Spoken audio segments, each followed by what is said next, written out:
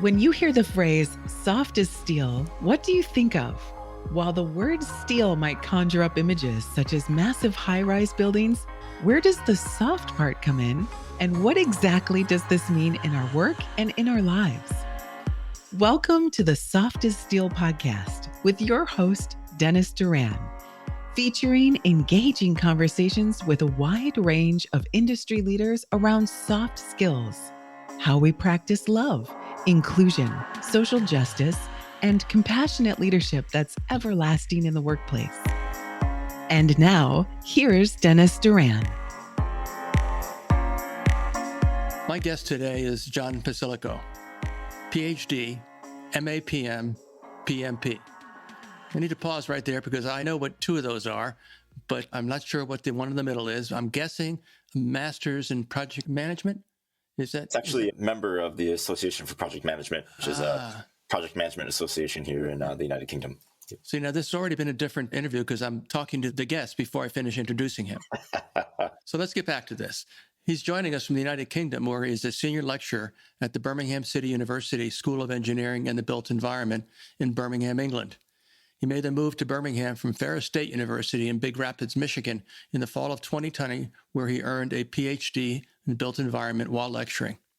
That's impressive enough, but the thing I think makes John of great interest to me is his direct construction management experience, which he brings with him into the classroom and no doubt enriches the learning experience of his students. I also know by virtue of connecting with John around the time I published my book, Soft as Steel, that he fully appreciates the fundamental and vital importance of people skills, I call them soft skills, communication, and relationships to successful project delivery. John, welcome to the Soft as Steel podcast. Thanks, Dennis. It's wonderful to be here, and thank you for inviting me to be a participant here. Thank you. You're not a participant, you are a guest. Oh, well. And that makes you, although I guess participant alludes to the fact that you will talk, I will talk, and we will both talk. Yeah, we'll engage in a nice dialogue. Wonderful. Exactly. So you notice what I picked up in the second part of my conversation. Fair assessment? Yes, definitely. I want to start really, and I think it was one of the articles that I read where you were talking about technology. Mm-hmm. As I look at our industry, there are a variety of ways where technologies are now becoming integrated in the building process, in the process of managing project delivery, just a lot of different ways. Mm-hmm. And you recognize, commented about it in your articles, recognizing that, one of the fundamental technologies involves communication. Correct. And how you use technology to accomplish transactional and other kinds of communication. Let's talk about that some, because, I really think that as I look at the industry, and I'm holding up here so our audience listening can't see this, but I'm holding up my phone, which we call a smartphone, because this phone 30 years ago would have occupied a 5-story building or something on that scale. But it's fundamental to how connection is maintained just at the basic project delivery level. What are your first thoughts around that topic? Yeah, it's an interesting one that has a lot of layers. You can kind of look at it as an onion, both for good and bad, depending on your tastes. And I think from a technology standpoint, with a really broad kind of category here, you can kind of fall into two different camps with this. I think we have to be very careful, especially in construction and the built environment industries, to walk that fine line and not get sidetracked or pulled into, in other words, be a moth to the flame in some regard. But remember, technology and the devices and the applications and the pieces of hardware and software are merely tools, akin to a hammer, akin to a trowel. They are only as good as the human working it. Mm-hmm. And that even goes for a lot of our artificial intelligence that we're seeing today. So yes, technology can be a wonderful attribute. Can help streamline communication. Look, this podcast would not be possible without advances in technology. However, what makes or breaks it is the human interaction and the human communication behind it. So I think that human element, the authenticity of the communication through whatever means, is paramount. And the key word is the authenticity of it. The old adage, rubbish in, rubbish out, comes to a lot of it. And we have a whole suite of tools that we can utilize. But remember, they are tools. Mm-hmm. They help us in the process. They can also hinder us, and they can also cause more damage.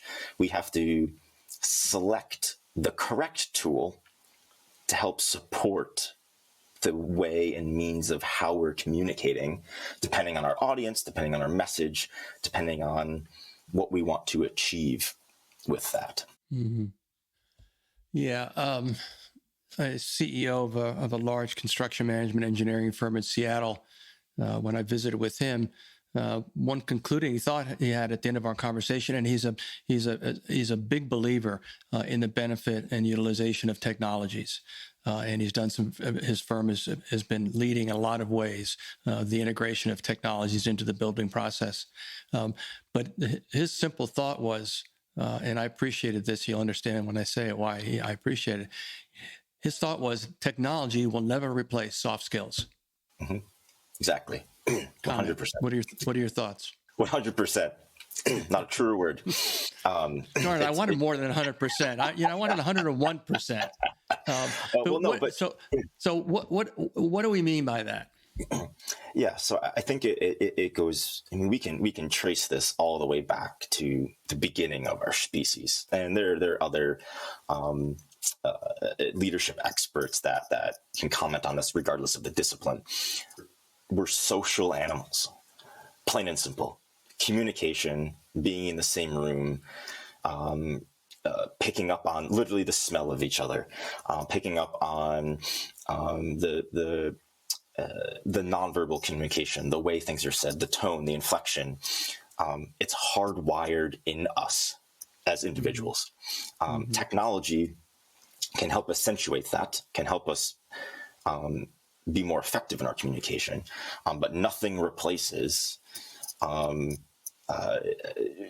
individuals, humans in a social interaction, whether it just be one-on-one or a whole room. Mm-hmm. And like it's kind of, I think it's one of the things that, we take COVID-19 and the pandemic, for example. Being agile in our species, we were able to adapt and adjust the way in which we communicate to help reinforce some of those kind of social instincts.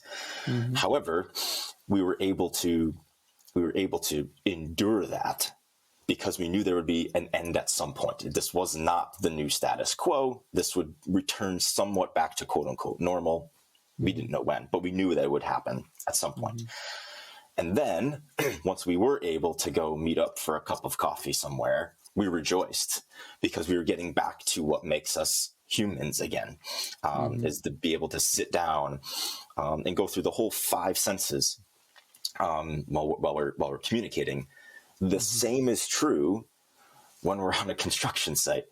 The same is true when we're meeting with owners and clients to work through large, small, retrofit, new build, commercial, civil, you name it, types of projects. It's essential. So technology can help, it can hurt, but it will never replace individuals gathering, discussing, sharing meals, sharing coffee, getting into arguments, rejoicing in triumphs, working through issues to build things. It just will not happen because it's not who we are as individuals, as a species. Right. That all makes sense, and I agree with all that. And I would describe that as kind of the positive steady state view. But let's talk a little bit about one of the other realities is, and again, it's kind of hinted at by the things I'm interested in. One of them is inclusion, which is closely akin to a term and a viewpoint that preceded, which is the notion of a diverse workplace. Correct. And diversity means many, many things. It's not simply gender diversity. It's not simply ethnic diversity. It's diversity in every facet of humanity. And those all visit construction job sites. We have a multi-generational workforce. And I know you're focused on that, and you did that, your little experiment with your class around communication and different generations. Correct. So let's talk a little bit about what you're learning, what you're seeing, what you think is important for us to have more in front of our minds, so that we don't simply we don't let bias with regards to individuals or groups of individuals rule our practice. We consider actively that there are differences between people, and that one of the things that technology can do is hide those differences, because they come into play when we have you and I have never met in person. Correct. And if you're lucky, we never will. But I think you see where so comment about some of those aspects of this whole Sure. condition that we deal with. I'll try to answer that in two parts. And the first is kind of a parallel to some of the work that Sir Ken Robinson has done, and now deceased, unfortunately. And he kind of compares it, and it makes a nice parallel when we bring the construction industry involved with some of the technology in terms of prefab, kind of more the factory approach to construction now. And he kind of compares two lines of thought. One being kind of the spark of the Industrial Revolution. We started taking bespoke things, custom things, and putting them through a factory. Very linear process. Starts out as raw material, goes through a few different things, comes out as the finished product. As compared to an organic style, think farming. It's an organic farm. It's a diversity of crops. Some work out well, some don't work out well. The carrots aren't all the same size and color and shape. It's just how it happens. So if we take that kind of model and look at the sustainability of it and the character of it, well, yes, the factory can produce the X, more widgets, for example. Do we need that? Is it good? The fact that we can produce more, okay. Or do we produce a really good product, but there's not enough, but there's not as much of it as before? So I think when we look at the kind of the mono nature of it versus the kind of organic and natural nature of it, it really gets to that diverse workforce standpoint. Do we want everyone having the same skill set going forward? No, we want a range of skills. We want a range of experiences, of backgrounds, of perspectives, of challenges, because that itself creates a very diverse ecosystem that's sustainable, that breeds more creativity, that breeds more innovation, that actually pushes our industry forward. So I think that type of approach is somewhat in the face of construction as we stand it now. We have a very male-dominated, a very white male-dominated industry, which is unfortunate. We need as diverse of a workforce. When I say workforce, I'm talking in the office, in the field, and everything in between. Yeah. In there, because we need the holistic perspective for our industry.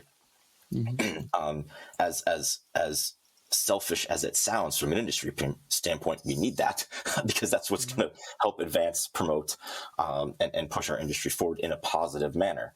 And kind of talk about, and we kind of talk about some of the, correcting a lot of the wrongs that our industry has had. If we continue down the same line that we have and have not as diverse of a workforce, we're just going to accentuate those problems. If we start actively promoting and creating environments in which a diverse workforce will want to come to work, then we can start tackling some of those issues. For example, Birmingham in England, it's the second largest city in the UK. There's tower cranes. North, south, east, west, you look, there's tower cranes. We're building. Wow. It's a massive industry. We have HS2, high speed rail 2, that's going to connect London to Birmingham. It's going to reduce travel time. There's a lot of positives in Birmingham going on right now. However, when you walk past a construction site, the same negative images apply. Now, I'm painting with a very broad brush here. General, in a general standpoint, you don't get the warm, fuzzy feeling walking past a construction site, right? You don't go, that's a place I want to work, or wow, they're doing a really good job. It's how quickly can I get past this construction site? And I hope no one says anything to me while I'm there. And I hope I don't get dust in my face, et cetera, the standard, right? Mm-hmm. We can easily correct that. What other industry is that acceptable? But in construction, it's acceptable. Well, if we start bringing in and if we create an environment in which a diverse workforce wants to work in, then those issues kind of just, I don't want to say magically disappear. They just go away because the standard gets raised. But if we continue down the path that we're down by doing the same old thing day after day, not looking to innovate, even though we say we're innovating from a diversity standpoint, it'll just get worse and worse and worse. Mm-hmm. How does the construction industry, in terms of the culture of it and how the participants interact with each other, is it the same as the United States? Is it different? And if it's different, how is it different? Yeah, I think, there's some cultural differences, but large, it's a lot of the same major themes that come across. Mental health is a large issue in construction. A diverse workforce, as we were just discussing, is a large issue. Rules and regulations are a little different, but they parallel similarly. However, and kind of one of the missions I am on, or kind of a calling that I am on from an education standpoint, is really elevating the level of professionalism in construction. Now, again, I am not saying that everyone in construction is not professional. I'm trying to keep a broad brush here. Yeah. But that the level of character, the level of an individual. Let's take, for example, an engineer, a professional engineer, versus a construction manager. You ask the general public, and again, making some general assumptions here. There's a strong likelihood that the general public will trust a professional engineer significantly more than they will a construction manager. That may be because they're licensed by a specific state, or have a specific code that they adhere to from an integrity and character standpoint. It doesn't necessarily exist from a construction standpoint. It's a little different over here in the UK, but that still level of discrepancy is there. Well, why is that? Why isn't it equal? And why aren't we as construction professionals raising the stakes of ourselves and holding ourselves to a higher calling and higher accountability? Say no when the general public, when clients and governments look to hire a construction manager, it's not an automatic negative. It's not an automatic, they're out only to make profit. How am I gonna, how am I gonna lose money on this because I've hired a construction manager, right? Rather than when you look at a professional engineer, just for example, when a client hires a professional engineer, they know they're going to get a building that meets the standard, that is performing to their, no question. So it's, even though they may not. Correct, but there's that kind of there's that immediate comfort knowing that they're going to be treated well and fairly at that level that we don't get in a construction standpoint. And I think kind of reflecting, it's, well, we are the masters of our own fate with that. Let's hold ourselves to that higher standard. There's nothing that says we can't do that. And I think that's in the key of that, of starting that, is with soft skills, interpersonal skills and competencies, the concept of integrity and character coming into our profession, not as high level, lofty words, but daily, daily vocabulary on a job site. And I think that's kind of my charge and my calling within construction, is to help to shift that and the like. So yeah, just as recently as a few weeks ago, I was invited to spend a day with a group of 10 women who were interviewed and selected to participate in a program sponsored by something called Women in the Trades, and specifically Chicago Women in the Trades. And the first 4 days of their week, basically a pre-apprentice experience. So they get a chance to see different aspects of all of the trades in a direct, hands-on way. And that was 4 days. The fifth day was what they invited me to do, which is they wanted me to do something that was soft skills related. And what I decided to do with that group of really impressive women was to use an assessment that is a particular assessment that provides information with regards to a person's behavioral style or personality, as well as their emotional intelligence. We haven't mentioned emotional intelligence yet in this conversation. A really dynamic assessment tool, and we spent a day working with that tool, processing it, dialoguing about it, and letting them ask questions about it, talk to each other about it, and at the end of the day, they were just on the moon because they had felt they had spent a day getting such valuable information about themselves. And so that to me is kind of like that's like the footings on a building. Understanding. I talk a lot about self-awareness and self-understanding, and that's hugely important. Nothing else really can happen unless you start with that.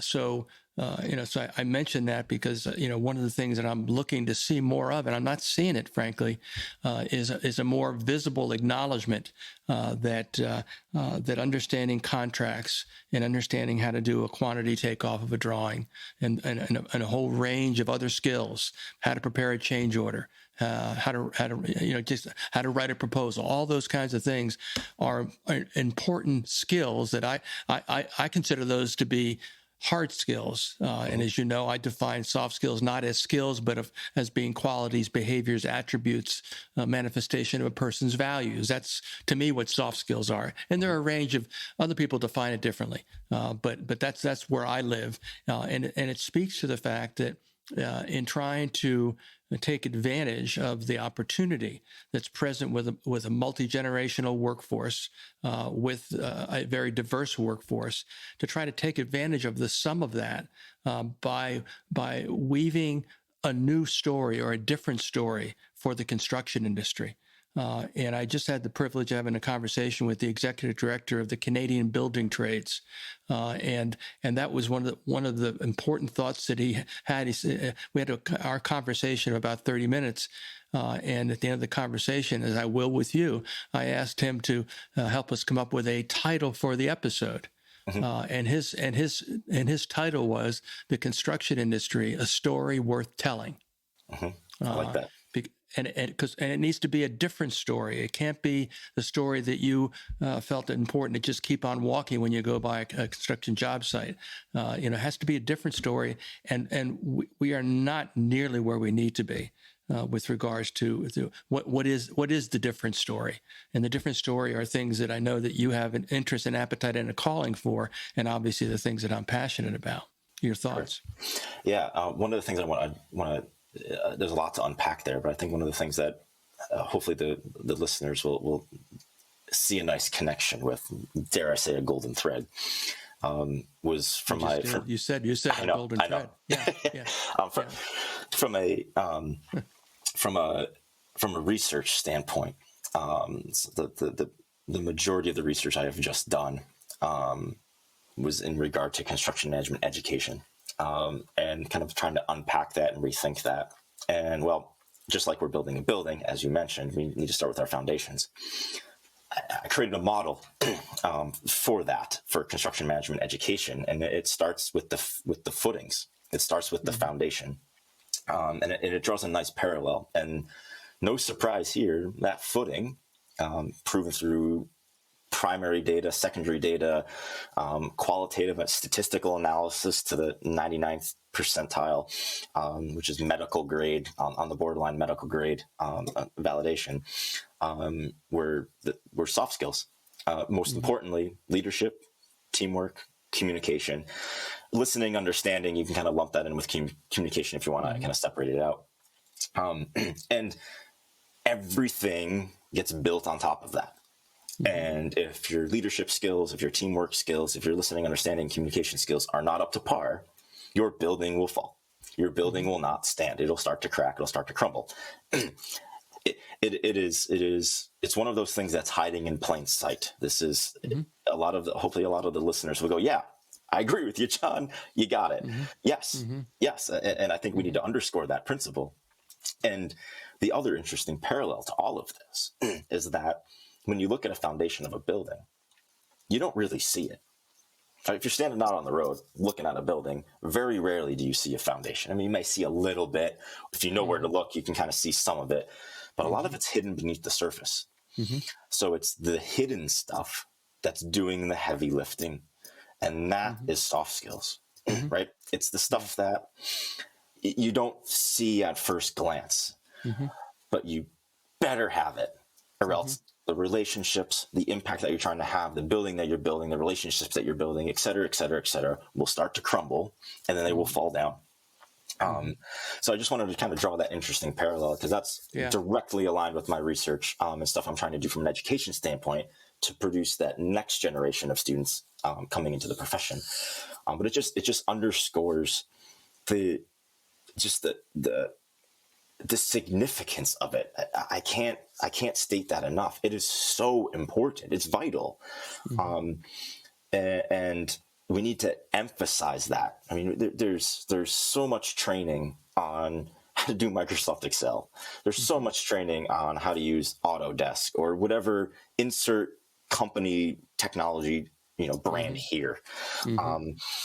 And very rarely do we have training on how to have effective communication, how to talk with someone who's just going through a bereavement, how to talk to someone who did a really good job.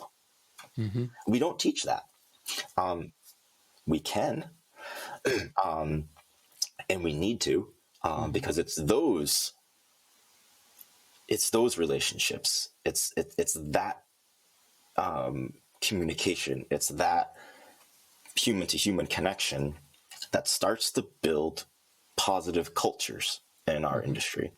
And once we start to build those positive cultures, then if I can kind of tag onto our Canadian counterpart, then we can start to tell our own story and create those cultures and create those environments in which people want to come to work for us and the like. So yeah, I guess we'll pause there and kind of can continue. But it's just that the parallel, Dennis, is it's one of those things. When I was going through the research, it was I kept having to talk with my supervisors and talk with colleagues and industry professionals, because it was one of those things where you're seeing it and you're like, wait a minute, is it that simple?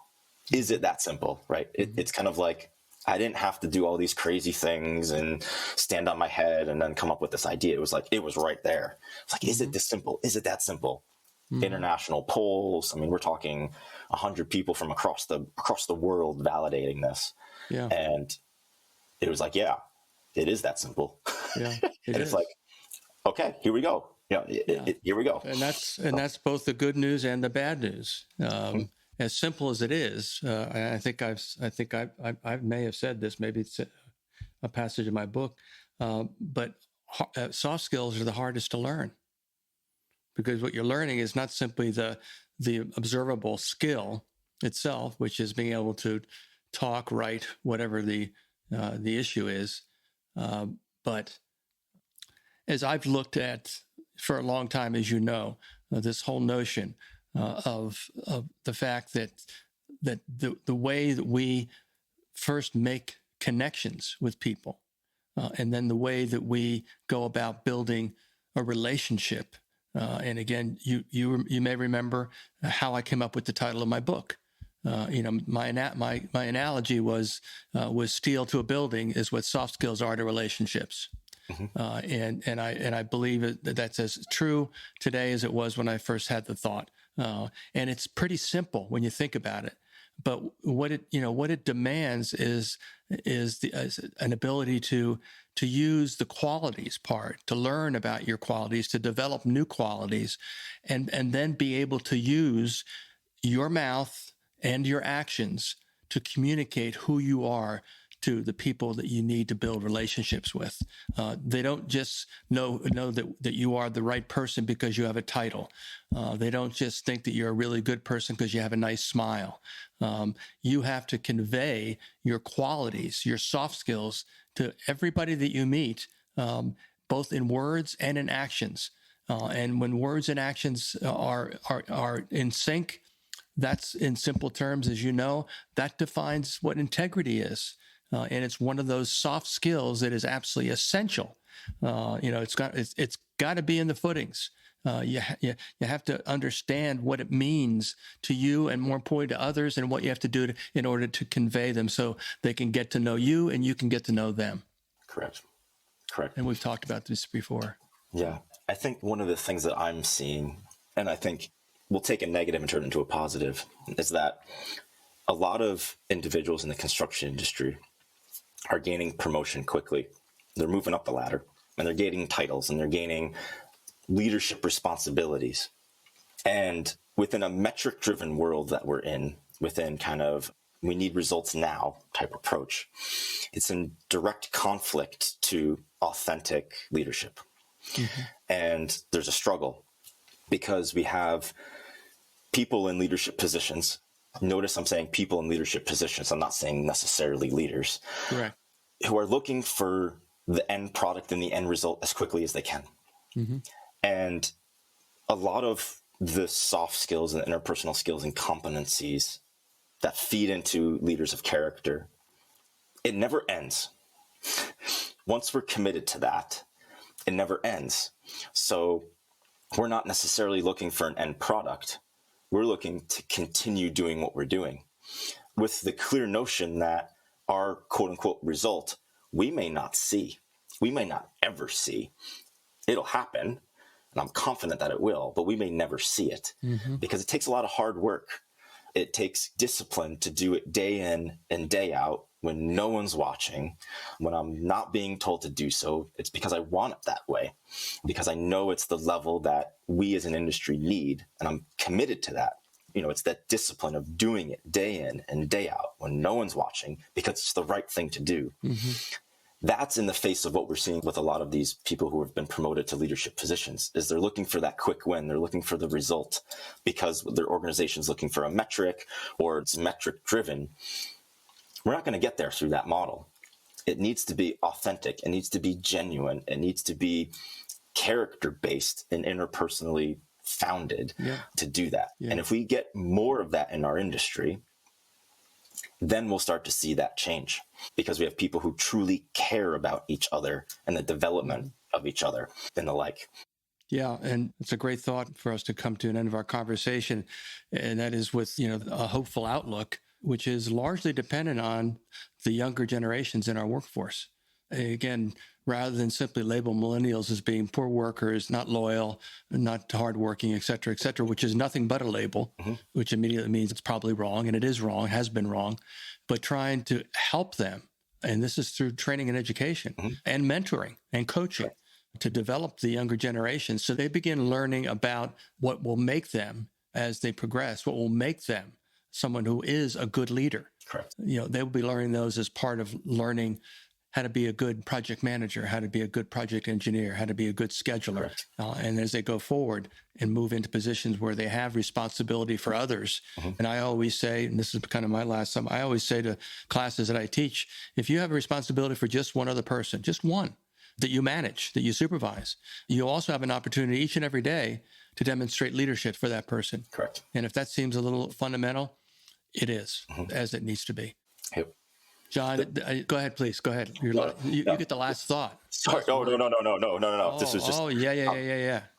Millennials are entering the workforce in need of leaders. With the labels, they're not the leaders right now. The people who are casting millennials as these labels, they're the leaders. Yeah. They can change it.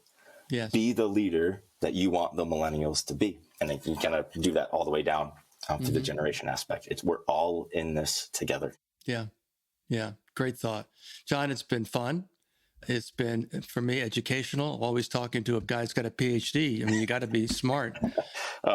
Or you just fill out forms. I don't know. I don't know how to do that. No. Yeah. I wish it was just filling out forms, but no. Yeah. It's great to see you. Again, it's a funny thing. And again, I think it's a function of how humanity has evolved as a result of a catastrophe. But, it seems like we know each other pretty well. And it's like we just saw each other the other day, which is a good feeling. So thank you so much for joining me on the Soft as Steel podcast. Oh, thank you, Dennis. It's been my pleasure. Thank you. Thanks for joining us today for this episode of the Soft as Steel podcast with your host, Dennis Duran.